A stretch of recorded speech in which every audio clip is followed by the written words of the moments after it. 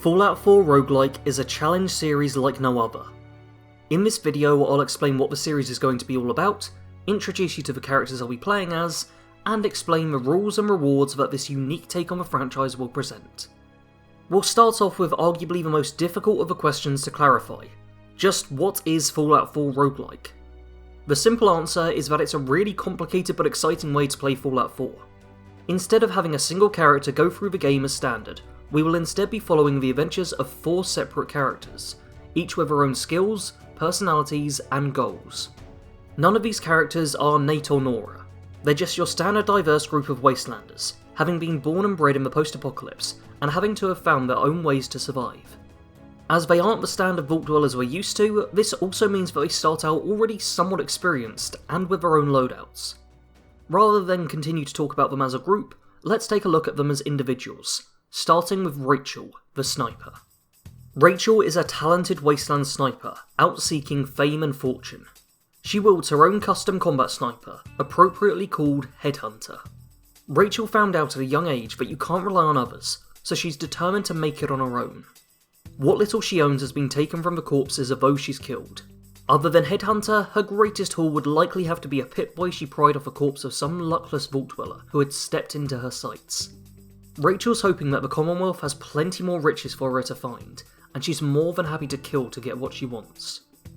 As well as her combat sniper, Rachel comes equipped with MacCready's Duster, an ideal outfit for any marksman. Additionally, she has a small stash of meds, a handful of bobby pins, and enough ammo to keep her trigger finger busy. Next up is Carl, the Bruiser. His name would suggest that Carl is a bit of a brute, but, in reality, he's actually quite a soft-hearted guy, albeit with one hell of a right hook. After spending several years with the Atom Cats, Carl has decided to walk the wasteland looking for love.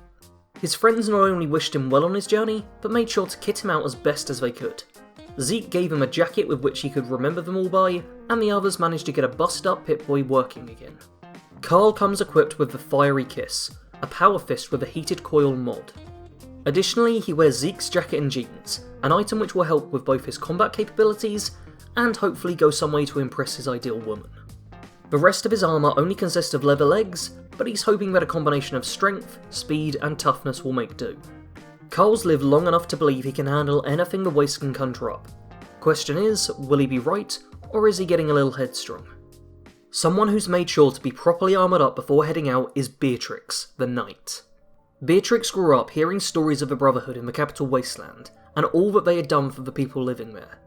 When her parents died in a super mutant attack, she decided to become strong enough to defend those who couldn't do so themselves. After spending the best part of a decade scavenging for advanced tech, she's now ready to go out searching for the Brotherhood and prove herself to them. She has become so obsessed with the Brotherhood that she has already gone out of her way to add Brotherhood insignia to all of her equipment.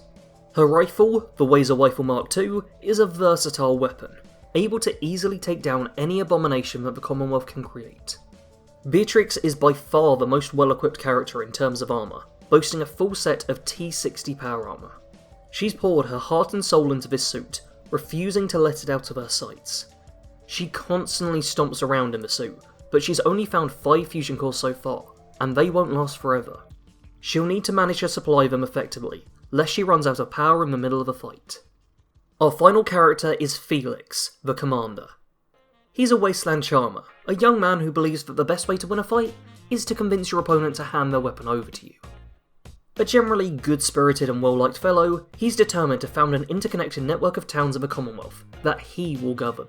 Felix is hoping his personality will make up for a lack of actual combat experience. If he can't charm his way out of a fight, he could be in serious trouble. The wasteland is a dangerous place though, and not everyone will stand down when coming up against a sly smile and cheekbones you could cut yourself on. To this extent, he's made sure to venture out on his journey with a good deal of equipment, starting with Peacekeeper, an incredibly powerful .44 revolver.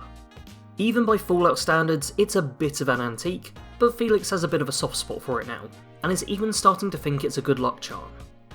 Luck alone won't save him though, so he made sure to purchase a strong set of sturdy combat armour. It was good enough pre-war, so why shouldn't it still be good now? To help him with building up towns, he also managed to strike a deal with a particularly well-connected merchant for a large shipment of various junk. It cost him the last of his caps, but money won't be a problem once he's running things. So that's our lineup. There's plenty more to learn about the characters themselves, but we can worry about that once they've actually started their respective journeys. Right now we need to talk about the rules that will govern this series. It's all well and good having characters to play as, but a Let's Play series following a character build isn't exactly groundbreaking. Instead, we've got some overarching restrictions as well as some character-specific rules. Let's start with the overarching ones, as they're the easiest to explain.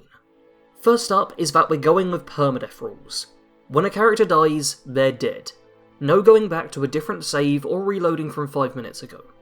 Death is permanent, and there's no coming back from it. Once one character dies, we move on to the next and don't look back. Next up, we're disabling the heads-up display. No HUD not only reduces clutter on the screen, but also deprives me of a constant stream of information.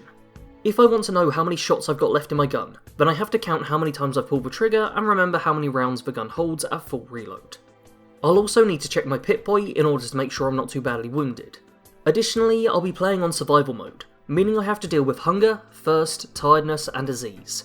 Fallout 4 survival mode adds in some great modifiers that really up the challenge of the game. Damage is increased, no fast travelling, and plenty more gets tweaked in this mode, really making this a true challenge. That's it for the rules that govern everyone, but now let's talk about how the characters themselves change how the game is played. You may have noticed that each character has their own signature weapon, and this was done very much on purpose, as they're not allowed to use any other main weapons. Anything that counts as a throwable, such as grenades or caltrops, is fine to have equipped, but I'm not allowed to just pick up a gun off the ground and use it. What that means is that Rachel always relies on her sniper, Carl has to get up close and personal whilst fighting, and Beatrix and Felix use a laser rifle and Western revolver respectively. This is going to make ammo management important for each character. Although they each start with a decent number of rounds, these will quickly be used up if I keep getting into fights and miss too often. The same general rule applies to apparel. I can't just decide halfway through Carl's journey, but he's going to put on a full set of marine armour. Other equipment is perfectly fine to pick up. Each character starts with a small amount of aid and other relevant items, but there's no real restrictions over what general items they can and can't pick up. Everyone will need to scavenge whatever they can if they want to reach their goals. Speaking of which, these characters aren't looking to kill Kellogg, find their son, and decide the fate of the Commonwealth. Each one has a more specific and personal goal that they're focused on. This isn't going to be 4 full playthroughs of a game, but instead 4 characters each taking different paths. Rachel is all about killing people and getting rich, Carl is looking for a specific follower that he fell for a long time ago, Beatrix wants the Brotherhood to accept her as a full member, and Felix wants to be the leader of a vast Commonwealth empire. These are the endpoints we'll be looking to reach for each character. Once we do that, it's been a successful run, and we move on to the next Wastelander. Each character will start their journey in Sanctuary, and, if they're successful, then the next character will receive a bonus when they start their journey. If Rachel gets enough kills and caps, then the next character will find themselves starting out with a significant number of caps. If Carl is successful, then future characters will find a stash of chems waiting for them. Beatrix will put her technical skills to good work if the Brotherhood accepts her, and leave behind some high-tech explosive for future Wastelanders, and Felix is happy to share some settlement building supplies if his towns flourish. If the characters die before achieving their goal though, then that not only ends their run, but also stops any benefit from being granted to following characters. And, hopefully, all of that gives you a decent idea of what this series is going to be. If you're still slightly unsure about a detail or two, feel free to ask in the comments, but I'll also be commentating as the series goes on, so watching it will be the best way to really get a feel of why this is such an interesting way to play. Personally, I'm really excited to undertake this challenge, and I'm hoping all of you will enjoy it as much as I've been enjoying planning this all out. I've left a poll in the top right of the video asking who your favourite character is. Make sure to vote for your favourite if you've got one already, and let me know who you think will make it the furthest, and who isn't going to stand a chance.